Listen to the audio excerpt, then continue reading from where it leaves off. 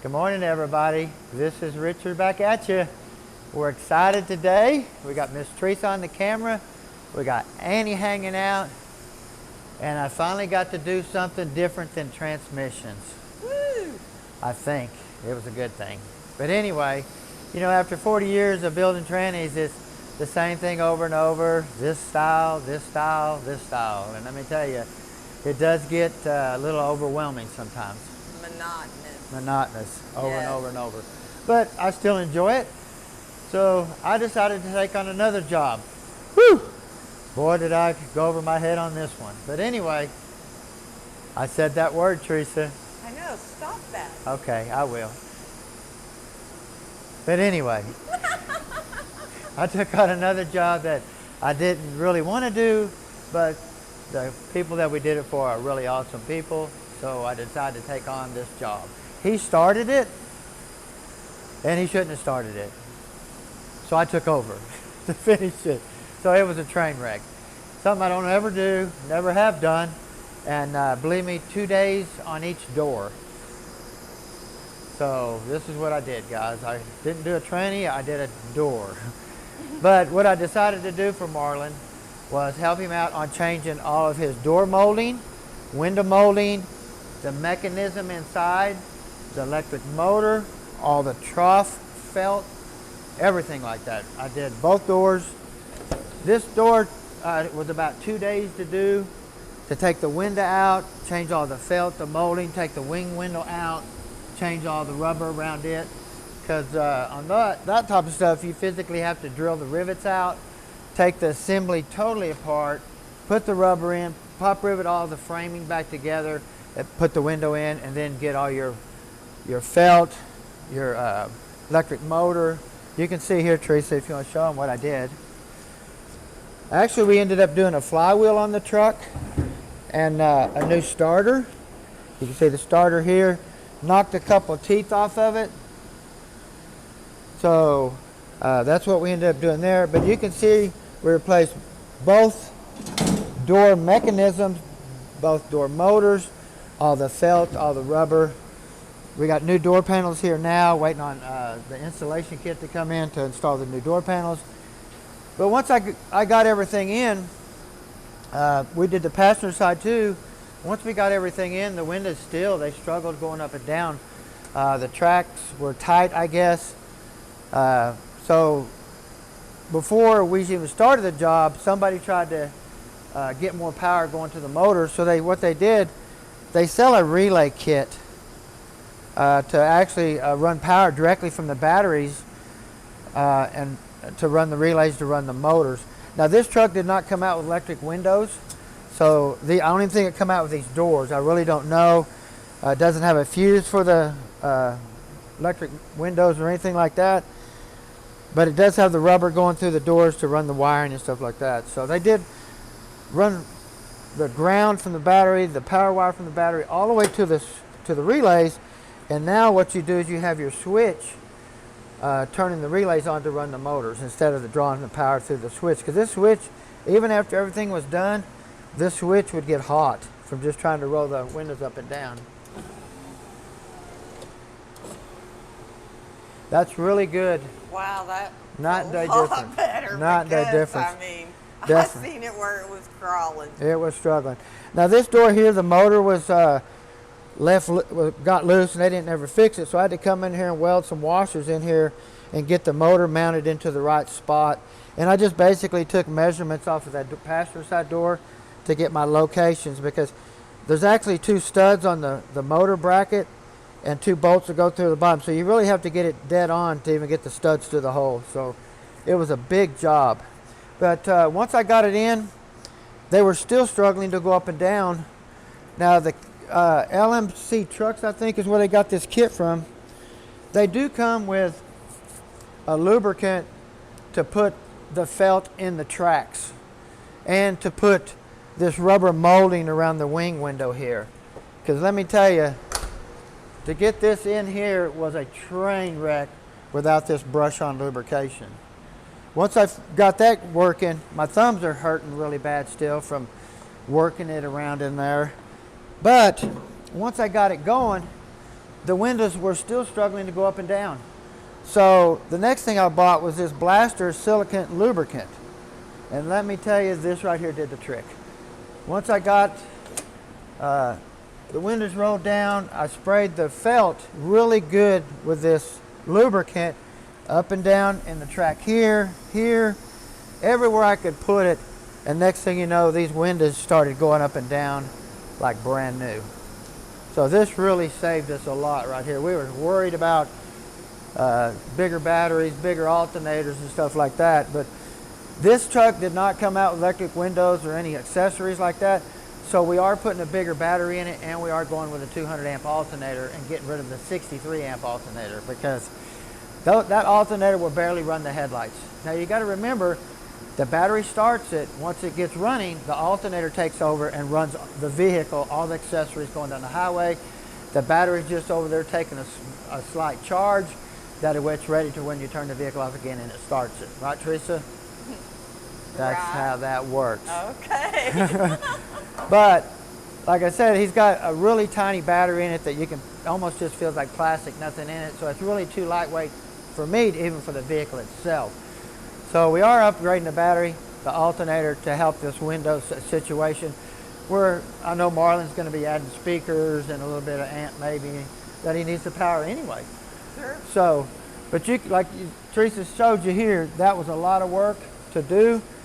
I got 2 days in the first door, the second door probably a day and a half, because like I said, there's just so much you have to do to these doors to get them to work. I'm telling you, I think they had problems with these doors to start with when they were factory.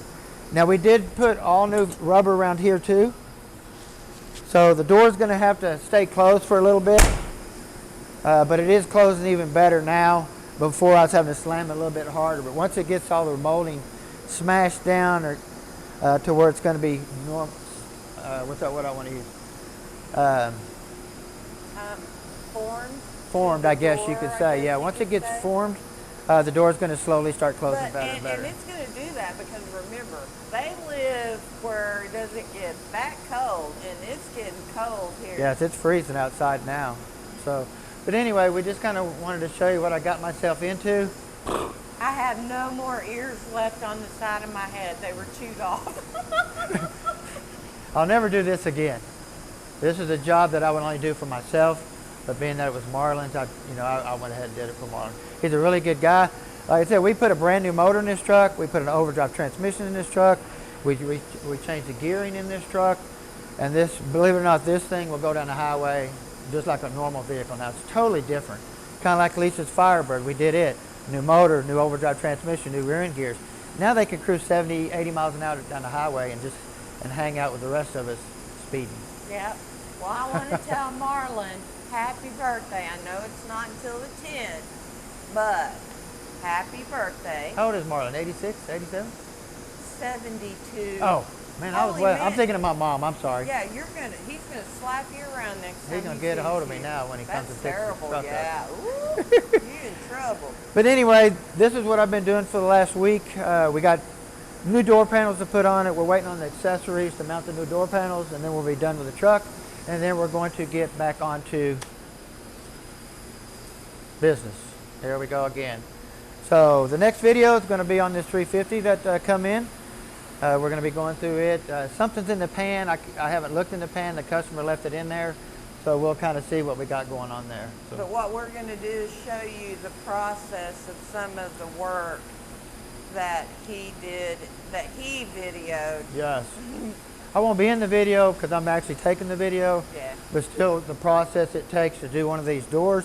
Once you figure out one of them, the second one's not as hard. Maybe. I was fixing to say. They're both hard. Wrong. They are hard. My thumbs hurt, believe me, from trying to work that molding in there. What I used is this hook right here that I take snap rings out. You can see that little hook? That was the best thing to get in there and work that rubber into the tracks and stuff, so it worked out really good. Yeah. Okay, we ended up getting everything out of the door. We got all the rubber seal out of here, all the way. This is actually where your wing window goes. You pull your felt off of here, you can see where it locks in there. There's our port window. There's our main window, and this is the stuff I was talking about. See? All of it's just like that. That's your molding that your window slides up and down. It should be really soft, felty rubber. So next is to take this over to the table over here where I got everything laid out, and get me a towel laid over here so I don't scratch the window. Be careful with it, but get everything cleaned up again from my other one. And then we'll get this out. We have to cut those 2 rivets out. We have to put some PB blaster on here and try to get this loose, because last time this was going to break off, and this cannot break off because we physically got to move the port window out of the frame so we can get the rubber in, and then stick the this here has to go through that hole in the center right there. See that hole? So this basically sets in there like that. So you can't put the rubber in there without removing the window. Put the rubber in. Then you have this piece right here. We have to, on this side of the window, this piece right here, we'll have to grind. Once we get this out, there's some rivets behind that felt there. And then we will have to remove this piece here. And then you can see the spots there where it goes in there like this, I believe. I have to look at it closely. And then we'll get that piece in first, get this in there, pop rivet this in, put the port window back in. And then basically we're done with that part. And then we have edge trim felt that goes for the windows on both sides. And then we have this main piece here. Now physically is the felt that the door, or excuse me, the window slides around. This is the window felt here that you have to assemble in there too at the same time. And then you got this pieces here. That will be the door seal around the whole door when I get done with the windows and stuff like that. So wish me luck.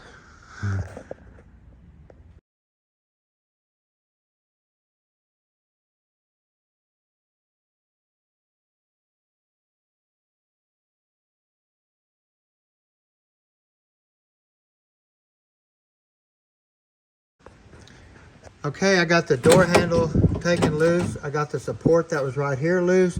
I also got your armrest bracket out of the way now. So what we're going to do now is we're going to take the motor assembly and the arm assembly loose, and then we will try to work it out of the tracks and get it pulled out of this hole right here. Wish me luck. Okay, we got a little bit more done. We've actually got the other control system out right there, whatever you're gonna call that.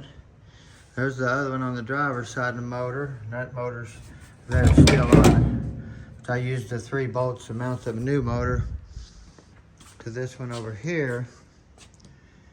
So everything's new there. I actually put a little bit more grease on the gear. That way I know we got plenty of grease. We got the window pulled out, and this here is the window guide right here that goes by the door right here. And you can see all this stuff right here. This should be rubber, and it'll break, see? So I got to get all that cleaned out, get that all the rust off of it, what I can do there. And then same way, all this stuff here is going to be replaced. All this through here, see how this should be rubber, and it's not. So all this is just brittle. Now I did get my 3 screws, Phillips screws out of the top here, and I did take my 2 bolts loose here. They're up here on the dash right there. Keep them separated. Throw that in the trash. So now we have our window. Should be loose if I can get it out of there. There's nothing else holding it. Oh, except this stuff up here. I forgot about all this stuff. Like I said, this stuff I had to put the camera down to get it busted out there because it's just, I mean, it's hard as a rock. So I'll get that pulled down. I had to put some gloves on because I don't want to cut myself. And then we'll get the window bracket out, and I'll show you what that looks like too. Okay, we ended up getting everything out of the door. We got all the rubber seal out of here, all the way. This is actually where your wing window goes. You pull your felt off of here, you can see where it locks in there. There's our port window. There's our main window, and this is the stuff I was talking about. Okay, all of it's just like that. That's your molding that your window slides up and down. It should be really soft, felty rubber. So next is to take this over to the table over here where I got everything laid out, and get me a towel laid over here so I don't scratch the window. Be careful with it, but get everything cleaned up again from my other one. And then we'll get this out.